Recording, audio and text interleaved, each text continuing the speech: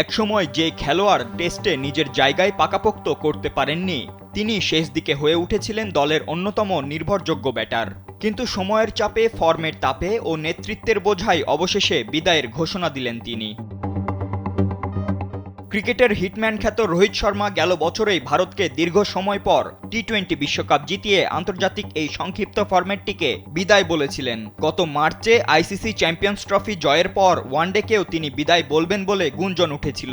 তবে আরেকটি 50 ওভারের বিশ্বকাপে খেলার আশা রয়েছে তার। এরই মাঝে আচমকা ইনস্টাগ্রামে এক স্টোরির মাধ্যমে টেস্ট ক্রিকেট থেকে অবসরের ঘোষণা দিয়েছেন ভারতীয় এই অধিনায়ক। আর এর মধ্য দিয়েই ঘটল ভারতের টেস্ট ক্রিকেটের অধ্যায়ে এক যুগের অবসান। ওয়ালটন আবারও মিলিয়নিয়ার অফারে ওয়ালটন ফ্রিজ কিনে আপনিও হয়ে যেতে পারেন মিলিয়নিয়ার। রোহিতের বিদায়ের পেছনের কারণটা অবশ্য স্পষ্ট। টানা বাজে ফর্ম, অধিনায়ক হিসেবে হতাশাজনক ফলাফল এবং নির্বাচকদের অনাস্থা, সব মিলে ঘূর্ণাবর্তে পড়েছিলেন তিনি।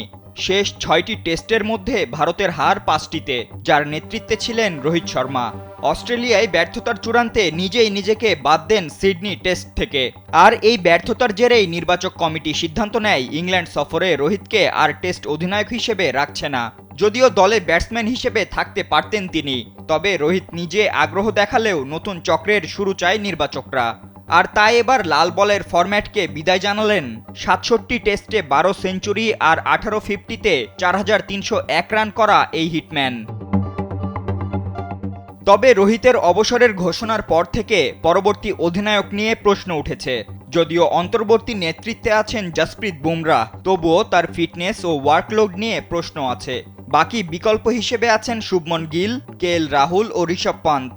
এর মধ্যে শুধু রাহুলেরই রয়েছে একমাত্র টেস্ট নেতৃত্বের অভিজ্ঞতা।